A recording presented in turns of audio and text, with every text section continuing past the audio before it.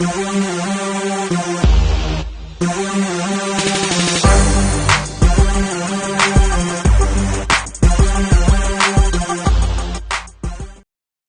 up? What up? Once again, it's your boy BI7Gs coming back at you with another episode of the Debug Build. Due to some logistical things, my boy Psyop has some issues, so I'm gonna be trying to go solo today with it. So with no with no, we're gonna get right into the news. So as you already know, a couple weeks ago, Microsoft pulled off that big money move and said 68 bill, I'm sorry, 68 bill. We got that bing bang pow. We buy Activision and Blizzard. So with those companies, they get the IPs of WoW, they get Zynga, they get a lot of IPs. So Sony tried to fire back this week and they said, "Oh, well, you want to do that? Well, we're going to go buy Bungie." Now, one of the things that has really come up from this particular purchase is the fact that outside of Halo, which they don't really own anymore, the biggest IP that they have now is Destiny. So, if I'm not mistaken here, they bought, according to CNET, I'm looking here, they bought they bought it for 3.6 bill. So that tells me that potentially Sony does not have the same deep pockets that a Microsoft has, but at the same time they do realize that in this space that they got to make some big money moves because potentially Microsoft could play the Sony rule and say, "You know what? We're only going to make this game exclusive to Xbox and PC and we're going to cut the PS5 or the PlayStation out of the entire mix," which is one of the things that Sony has done over the last two or three generations. They've had Sony or PlayStation exclusives where either a game will just simply not come out on the Xbox platform or is severely delayed from coming out on that particular platform. So, just think about it. If you're used to playing something that's, like imagine if Microsoft decided to try to buy out something like EA. If you bought out an EA, that would be pretty I would think detrimental to the video game ecosystem simply because now you cut out a NCAA, football, basketball, all those sports titles that EA has a monopoly on with their official licenses with the respective sports organizations. You cut all of that out and you say, okay, these are only Xbox exclusives, which in order to play online, which is a big thing, you need to have an Xbox Live subscription. Now you just really, hopefully they will take that money and put it into their infrastructure because they're going to get, land based it just simply because of, all the traffic that's going to be going through there. I mean, I'm hoping they got, three or four like OC3s or something flying in there with some fiber and the whole nine and some good network engineers because it would just be simply too much traffic for one provider to really hopefully it's distributed too. But in the end, I just kind of want to get the feedback. What do you guys think? You think, is this going to be the new trend? Is it going to be Microsoft is going to buy a big studio, then Sony buys one, and then does it fragment the video game market by simply saying, "Oh, if you want this, you got to play it on this system," but it's your favorite series. Like personally, I was a PlayStation guy for years and point years, and then in the 360 realm, I bought a PS3 and I bought a 360. Then I bought a 360, and then I went to an Xbox One, and then I have a Series X. Now, one of the biggest things that really and truly sucks by not having the PlayStation games anymore is I have played every God of War game up until that point, and I still sometimes have a little beating part of my heart that I did not get to play God of War 4. I really want to play it But then when I thought about, oh, go get me a PS4, I mean, damn it, you can't find one nowhere. It's like, damn, where the hell's a PS4? But go out and rob and steal and kill to go find one. So, what do you guys think? Do you think that these major league companies buying all these developers, is it good for the ecosystem? Is it bad? Follow up in the comments. Let me know what you think. Um, and like I always like to always just try to keep tech news and things like that's relevant to today's life. Um, got an article here from CNBC that uh there's some companies are still resisting remote work. Um, I don't understand this personally. I've heard individuals say that remote work, you mean, yes, I do think there is a small bit of, you lose a little bit of camaraderie, a little bit of teamship build or teamwork building, a little you lose a little of that, because sometimes you need that interaction, you need that non-productive time, that water cooler time, to really and truly to bond as a unit. Because I'm really big, from a leadership perspective, on I'm really big on the whole, you know, open collaboration and all that other fun, management crap. I'm really big into that, because you do lose a little bit of that. But here's the flip side of that, which I think a lot of these companies really and truly need to understand, is by going remote, you actually expand your talent pool, because you now have the opportunity to grab, the best person for the fit may not be the guy that's local. You might need to go grab that guy that, if you're in a Maine, you might need that guy that's in California. You might need that guy that's in Florida. When you think about it, the overall savings, it benefits the company, because all they got to do is ship a PC to an individual, and then think about it.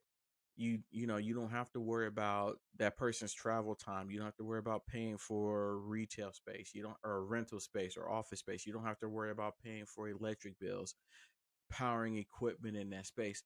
And quite honestly, because I also do remote work in my daily life, when you really and truly think about it, they get a little bit more out of you, because you don't have to say, "Oh, I got to leave by 5:40 or 4:45, 5 o'clock to go do this," or "I want to leave a little bit early because I want to beat traffic." You actually and truly get more out of an individual, because they can say, "Well, I can start earlier and I can stay a little bit later." And then on those times when they're just completely and utterly bored, they could simply say, "You know what, I'm going to get a little bit ahead, and do some work this weekend." So the benefits far outweigh any of the potential time lost when it comes to doing remote work. I don't know why people say that it is, they're still frowning upon it. And then you still got the whole thing of the thing that everybody's talking about, that you probably do not really want to talk about, which is COVID. You still got COVID people that are, I'm not, hey, whoa, nope. I'm not, everybody has their own decision on, vaccination or whatever. But, you have, you don't want that type of workplace, conflict, so to speak, between vax and I'm not vaxxed. And it gets really weird when it starts to get into all of that stuff. So let's just think about it. We have the infrastructure floating around in the country. Yeah, granted, one of the places where I did work, we did have one individual that was kind of on a metered connection. And what we did for that individual was we set up a small little VDI environment, so that they're not pushing and pulling major league data to their machine. They're just connecting to a desktop, and then that machine is holding all of their files. So even in the event that something did happen network wise, they were still able to work. But at the end of the day, I don't understand why a company would still actually be against remote work. Now, don't get me wrong, if you're in a manufacturing standpoint, or, some type of things where you physically need to be there, well, hell, you can't do remote work for, let's say a manufacturing job, like if you're building cars, because it's this thing about, if you start going down the rabbit hole with that, then technically you automate it. And then the only persons that you need on site might be technicians to either if the equipment breaks, to fix the equipment, or maybe someone to just start and stop processes from a safety standpoint. But then now you have a whole league of workers that are completely and utterly out of work because you just automated them completely out of a job. But once again, what's your thoughts on being, tech companies, especially tech companies? I don't understand, being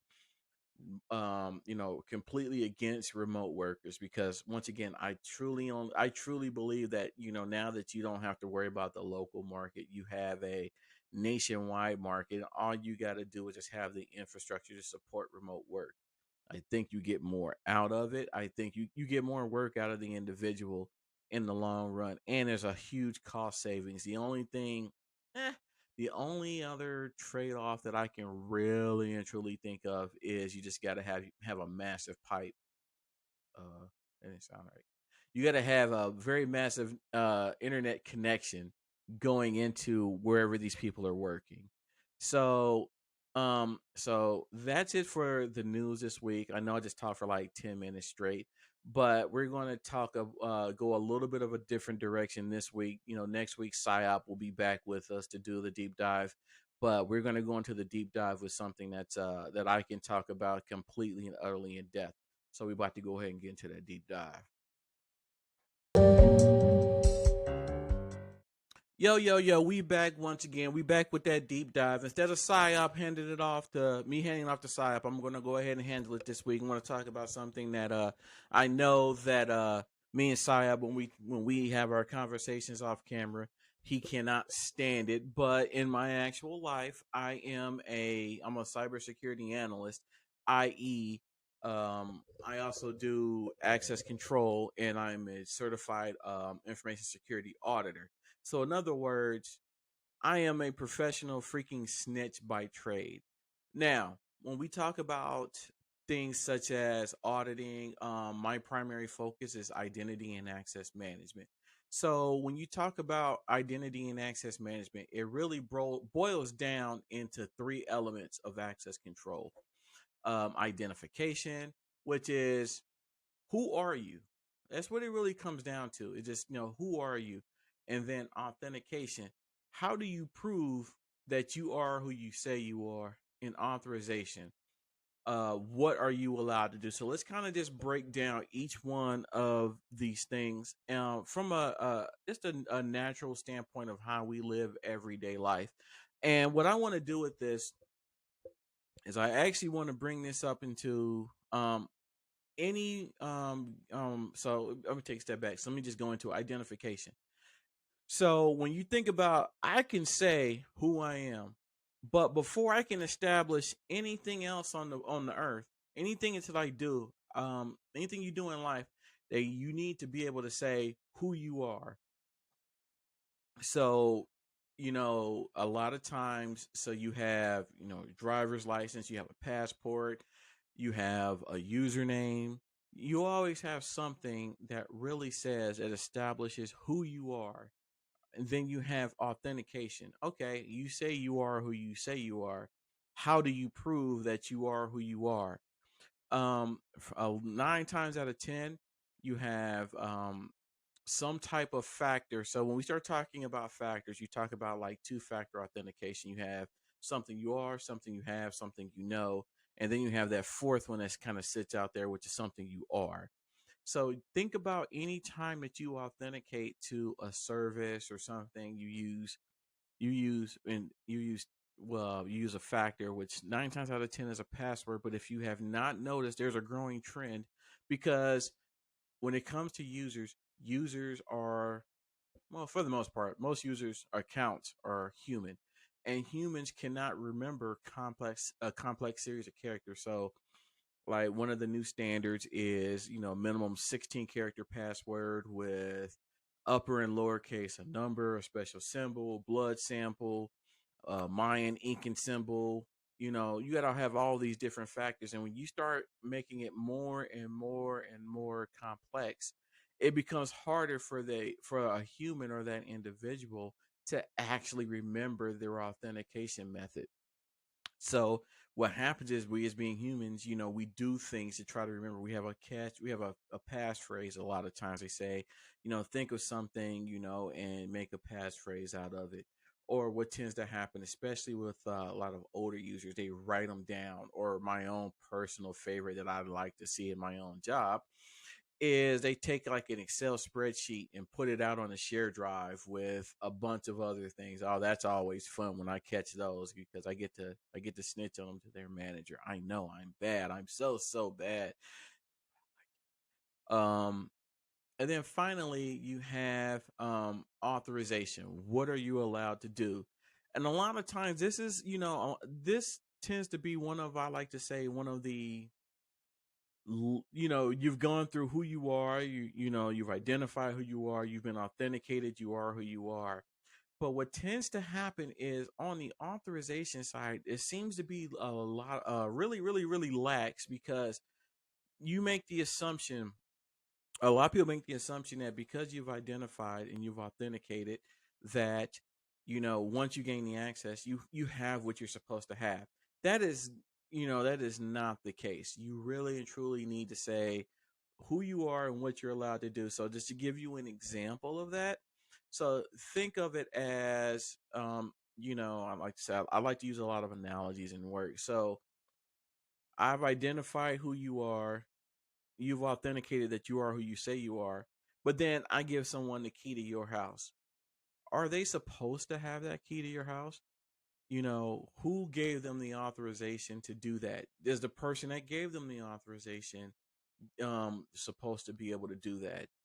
And when I used to also be an instructor, and what I like to tell people is I like to, you can talk theory, you can talk um all these different things, you talk book, how it should be, but you know what I found? What I have found is when you actually break these things down into common language and things that are applicable to people's lives, the concept, you may not know all the words, authentication, authorization, I don't understand these words, but when you start breaking down these concepts in the everyday life, or my own personal favorite, in the movies, it becomes a lot simpler, and you understand the concept and you don't have to know the official terms.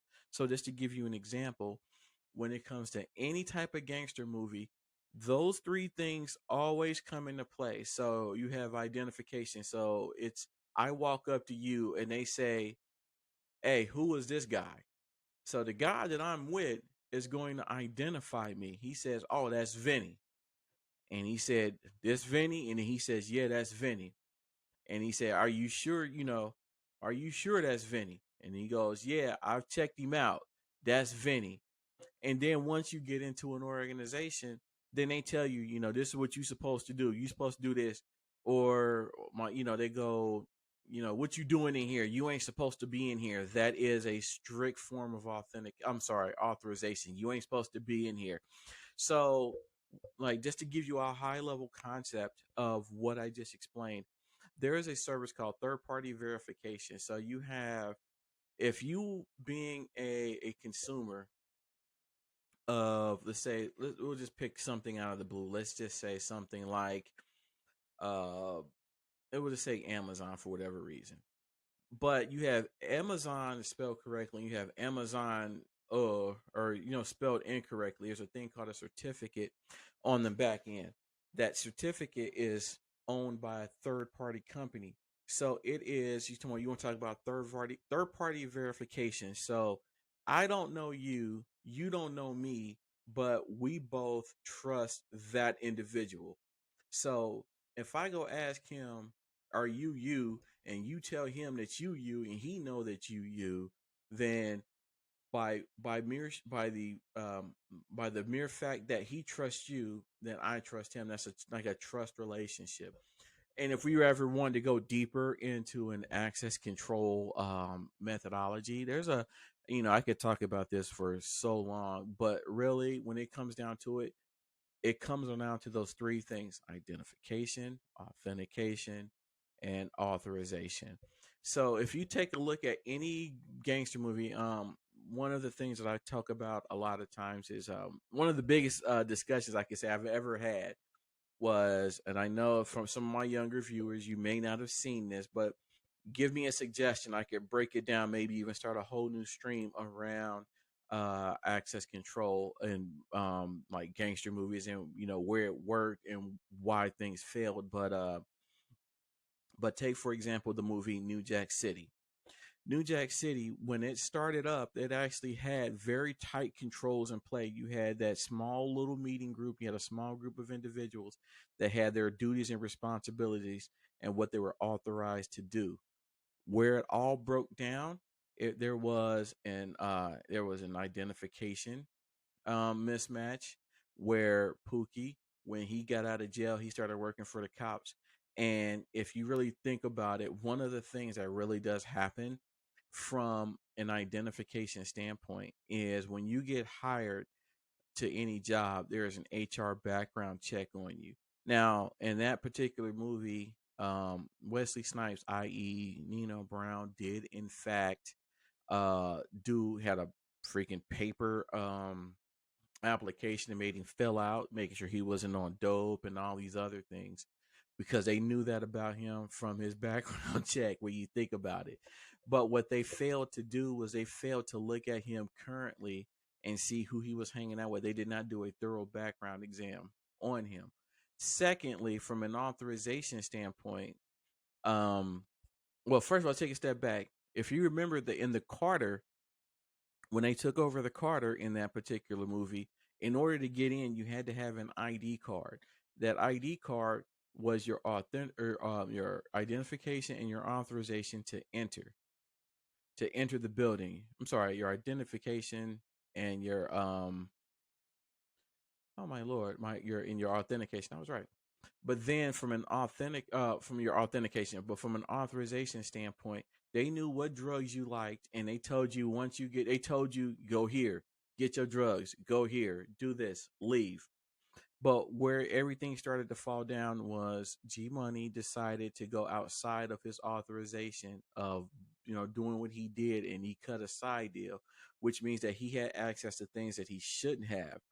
And when it was found out, everything went to hell. So, if you actually have any type of movies that you guys would like for me to break down from an access control standpoint, hit us up in the comments. I'd be more than willing to do it. It probably won't be on this platform, but I'll create like a playlist based on suggestions and things of that nature. But I could talk about access control all day, every day. And then, like I said, from an auditing standpoint, you just have to start thinking about who has what access, and then it's a two-sided compare because it's here's what they're supposed to have and this is what they have, and if something doesn't match, where is the breakdown in that control? Who did what?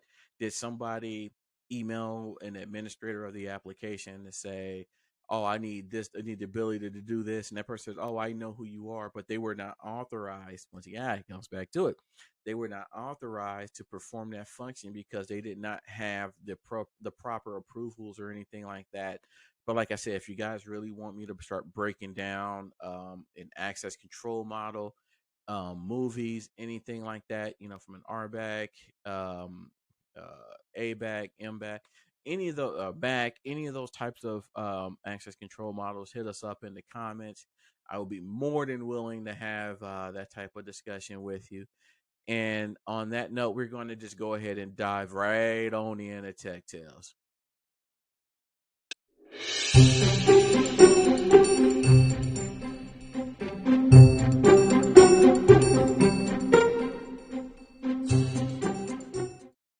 Yo, once again, I'm back rocking the solo show once again. So for this week's Tech Tales, I can't go to PsyOp and ask him for a Tech Tale, so it's gonna definitely have to be me this week. And today I'm gonna hit you with a nice little medley of some things that I encountered while working at the help desk. So the first tale is, sometimes, you just have to you sometimes you just don't understand I don't even know what the word is of why people do certain things. So as many people must know, when you're working on printers, and you have a toner cartridge in there, sometimes it'll, you'll replace toner cartridges over and over and over. You're like, damn, these things are really going really, really fast. A lot of times what happens is toner settles on one section of the cartridge. So when that happens, what you have to do is you have to take the toner out and you have to, give it a nice little, jiggle wiggle wiggle wiggle. You have to do a little shake with it. Well, this person, we told him, like, we just put this in there, and I was like, okay, well, what I need you to do is just take it out and just go ahead and shake it. Now, my own fault. I forgot that on the side of the toner cartridge there is a small little hole there. I forgot to tell her to cover up that hole. Um, but what this person did was just I don't know. I can't explain it. I don't. I can't. She decided to shake the toner cartridge over her head like she was in a freaking footloose dance mania slash dirty dancing movement. Did one of these moves and got mad and said, oh my god, I was like, and me being the jerk that I am, I said, well, I think I'm gonna go ahead and put an order in for a new toner cartridge because it sounds like you just got it all over you. But the really funny part about this was about I don't know if anyone's ever worked on the help desk, but when you submit a ticket and we close it out, one of the things that happens in the background is we get you may get sent a survey on the back end saying, how did we do? And it just so happened that this particular call, the lady got a survey for that particular call. And in my one-on-one I had with my manager at the time, he was just like, yeah, you got a bad survey response. I'm like, well, what happened? And he told me she was mad because I told her to shake it and she got toner all over herself and in her hair. And I was like, dude, how you gonna hold that against me? I just told her to shake it. I didn't tell her to put over her head. And he said, which I think is complete and utter bull. I mean, I think is just real and complete utter bull. She sent in she put in an expense report because her clothes were ruined. And if anybody knows anything about corporate culture, you have call center. So she submitted it up to her call center and they paid for it. But then their call center did a chargeback on the help desk call center to tell them that we had to pay for it.